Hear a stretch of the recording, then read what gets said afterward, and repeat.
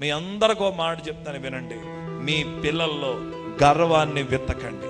చాలా మంది పిల్లల్లో గర్వాన్ని విత్తుతున్నారు. మీరు అనుకుంటున్నారు మీ అబ్బాయి గర్వంగా ప్రవర్తిస్తే మా ఓడు ఉడుకు రక్తమండి, మా ఓడు మా తాత రక్తమండి. ఎక్కడైనా 2-3 పొగరబట్టిన సూపులు గాని మాటలు గాని వస్తే మూతి మీద కొట్టేసి చెప్పాల్సింది ఏంటంటే, ఇది యేసయ్య ఇచ్చాడు, నువ్వు అతిశయించడానికి గర్వించడానికి ఇందులో ఏమీ. చాలా మంది యవనస్తుల్లో గర్వం అండి. నేను వాస్తవం చెప్తున్నా, ఈ రోజుల్లో సాత్వికులైన యవనస్తుల్ని నాకు 100లో 10% కూడా కనబడతారు. ఒబీడియంట్ అనేది లేదు. Everyone proud. కొంచెం చదివితే ప్రౌడ్ వచ్చేస్తుంది, కొంచెం ఫాలోయింగ్ ఉంటే ప్రౌడ్ వచ్చేస్తుంది. ఒక వయసు వచ్చేటప్పటికి చాలా ప్రౌడ్. నేను ఎవరికి లొంగాల్సిన అవసరం లేదు, నేను ఎవరికి తల వంచాల్సిన అవసరం లేదు. పిల్లలకి నేర్పండి, ఆడపిల్లకి నేర్పండి.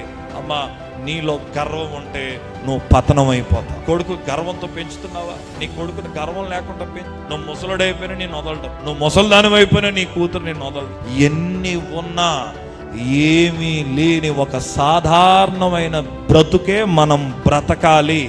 ఇలాగే యేసయ్య మనల్ని బ్రతకమన్నాడు అని మీ పిల్లలకి నేర్పండి. లేకపోతే రేపు మీ పిల్లల సమాజంలో గర్విష్ఠులుగా మారిపోతారు.